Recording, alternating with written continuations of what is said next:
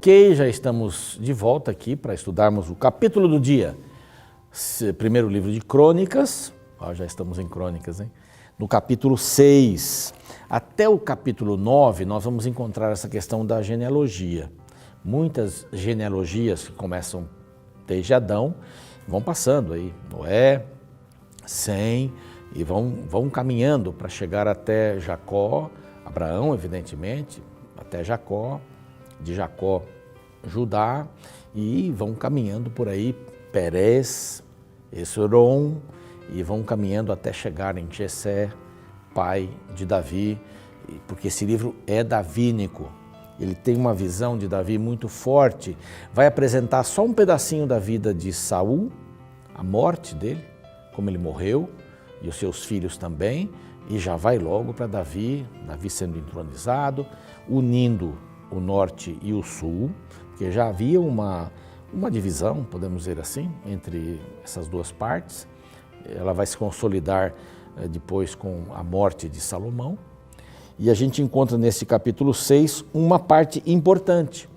O livro foi escrito depois do cativeiro. Então, repito, o livro foi escrito depois do cativeiro. Lá pelo ano 400, quando eles já estavam voltando, quando eles já estavam para assumir ali novamente a cidade, o país, né, vamos dizer assim, mas mais a cidade. Então, eles precisavam de duas coisas: organização política e organização religiosa. E neste capítulo, especialmente, nós vamos ver essa organização religiosa. A intenção destas genealogias, dessa porção de nomes que estão por aqui, que não foram inventados, né? Eles estão aqui para mostrar justamente que os levitas vieram a partir de Levi e que não houve uma interrupção para serem sacerdotes, cantores ou levitas, né? Para ajudar no templo, nas diversas atividades do templo, que eles estariam recobrando essas atividades. Então é isso que apresenta aqui, a importância da genealogia dos levitas, é muito grande, porque quem são esses que estão chegando aqui? Eles têm essa prerrogativa de serem familiares de Levi, lá atrás, né? Podem ser chamados filhos de Levi, mas são tataranetos dele, tem bastante tá aí, né? Mas são, então isso é importante, para dar segurança para o povo. E a segurança política era indicar que os que estavam dirigindo vinham da descendência de Davi, porque a promessa foi feita para Davi. E a promessa foi feita para Adão. Por isso que o livro começa com Adão, não é? E passa por tudo isso. Qual é o grande objetivo? É reforçar, não é? Reforçar as genealogias que foram feitas bem depois, claro, de Mateus e de Lucas, porque elas vão se encontrando, vão trabalhando. Mateus é descendência de José, né? José para trás, e Lucas é descendência de Maria para trás. Ambas passam em Davi. O renovo era de Davi. Então, a importância das genealogias. Eu estou repetindo aqui, chovendo no molhado para alguns que nos acompanham, mas para benefício daqueles que estão chegando agora, né? Existe um propósito. A gente não pode desprezar, a gente tem que enxergar esse propósito aqui através dessas genealogias. Bom, Levi teve 3 linhas, não é? Ou 3 filhos: Gerson, Coate e Merari. E desses, de Coate, surgiu Arão e Moisés. Aí, dessa linhagem de Arão, que Arão foi o sumo sacerdote, depois foram seus filhos, e assim os filhos dos filhos, e vão assim por diante. Nesta primeira parte tem alguns nomes que a gente conhece, né? Arão, Moisés, no verso 3, e Miriam, são filhos de Arão, não é, que tem que ver com Coate. Esse então é a linha sacerdotal. Tem Eleazar, Finéias, é o nome que a gente conhece. Outro nome que a gente conhece aqui no verso 7, Zadok, que trabalhou com Davi, a gente viu isso já no passado. Ahimaás, que foi aquele que queria correr mesmo sem ter mensagem, lembra-se? E que fez vários bons serviços, ou prestou vários bons serviços. Salomão aparece como quem está ligado aqui a Azarias, não é? Azarias também é um nome conhecido. Zadok e Ilquias, também é um nome conhecido aqui. lembram-se de Josias, né? Nós vimos isso em alguns capítulos atrás, e Ilquias achou o livro da lei, né? O sumo sacerdote. E aqui tem outros nomes interessantes, mas são 3 clãs de Levi. É isso que importa agora para o nosso estudo. Um é Gerson, o outro é Coate e o outro é Merari. Então, desses surgiram vários sacerdotes até chegar no sacerdote de então.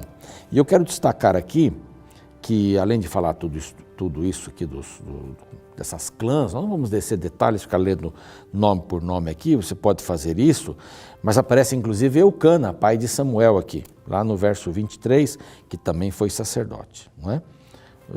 Os filhos de Eucana e tal, Samuel, que é muito importante para toda essa história de Israel, foi um grande apoiador ali de Davi, não é? Conselheiro. E vamos lá, aqui no verso 31, fala sobre os cantores levitas, que vinham dessa descendência. A importância, Israel sempre teve a música envolvida ali na adoração, ou eles sempre envolviam a música na adoração. Eles recitavam os salmos, não é? Cantando. Então os salmos eram hinos que eram apresentados, eram cantados ali e eles memorizavam com muita facilidade. Lembre-se que não havia Bíblia naquele tempo.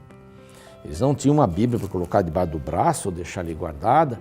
Não havia Bíblia, havia pergaminhos que eram muito caros e que eles precisavam ouvir de outras pessoas, não é? Os pergaminhos da lei, por exemplo, aqui das histórias de Moisés. Então era bem complicado, eles não tinham isso, eles tinham que recitar, tinham que ensinar os salmos, há salmos muito antigos, há salmos que são de Davi, mas há salmos que são de Moisés, Cântico de Moisés e tudo mais. Então eles cantavam, a música estava muito ligada a isso, a música está muito ligada ao céu, não é? Os anjos cantam, não é? Quando Jesus nasceu, os anjos estavam cantando, um lindíssimo coral, né, de anjos. E quando a gente canta, a gente participa deste louvor, deste pedaço do céu.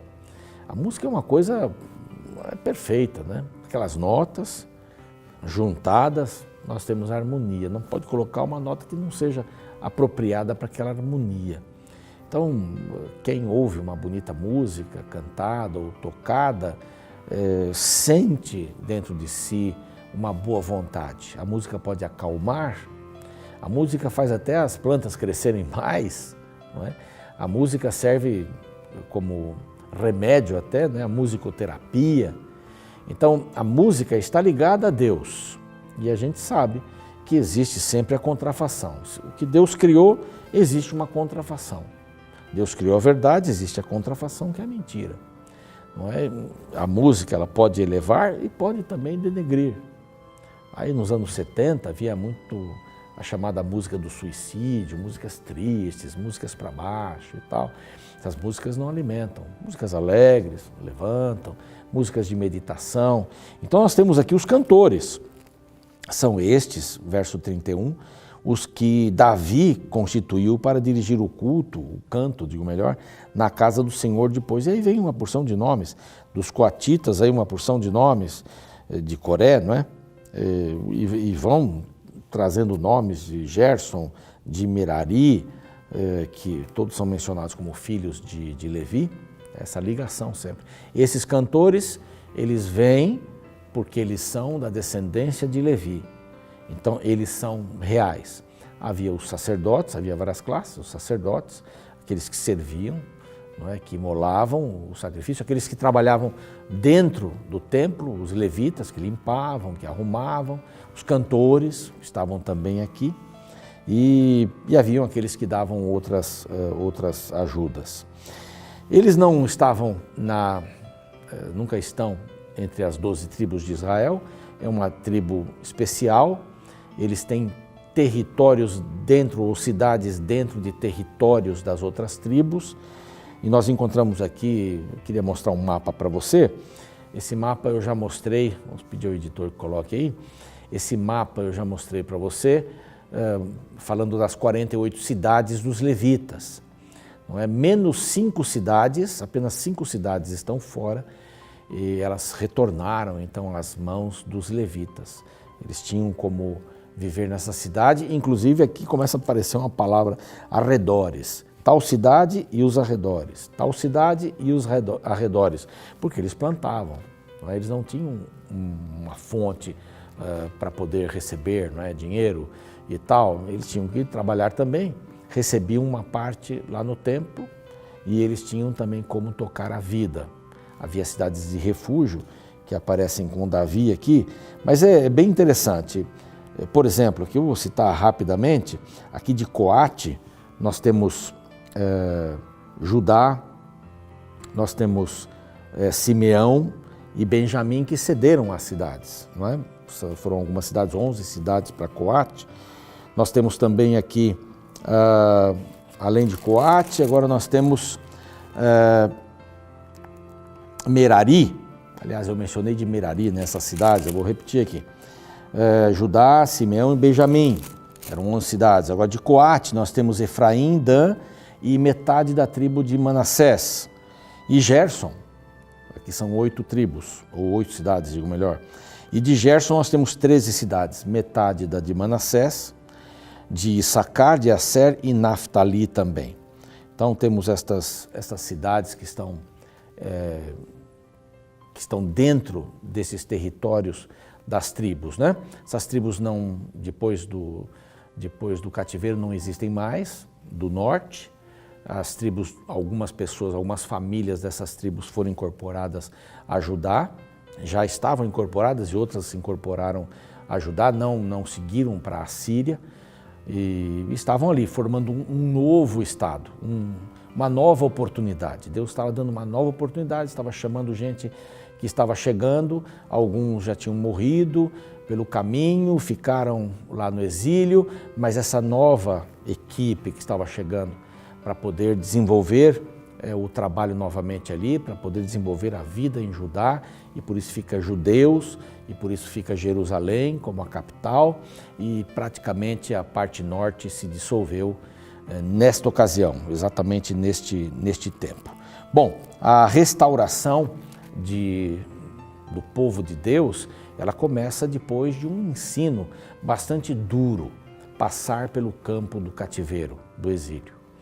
Nabucodonosor foi usado para que o povo pudesse entender até onde eles chegaram. Eles não tinham noção da distância que estavam de Deus. Eles não tinham noção. A parte norte, não houve nenhum rei da descendência de Davi. Às vezes era um comandante, às vezes era um outro funcionário, alguém com poder, que tomava o lugar, uma outra família, um que matava toda a família. Foi sempre confuso lá no norte e foi a primeira parte de Israel a ser dissolvida. Agora Deus vem e, de uma certa forma, castiga, pune, disciplina a parte sul, dizendo: vocês foram longe demais, vocês querem isso? Vocês se lembram de Manassés, por exemplo, eu mencionei aqui, que eles fizeram alguma coisa pior, as cidades eram piores do que as cidades que foram destruídas por Deus. Então, completamente longe dos propósitos de Deus. Então Deus disse assim: vocês querem dirigir a vida de vocês? Vocês querem fazer o que vocês decidem, desejam? Então vamos ver até onde vai.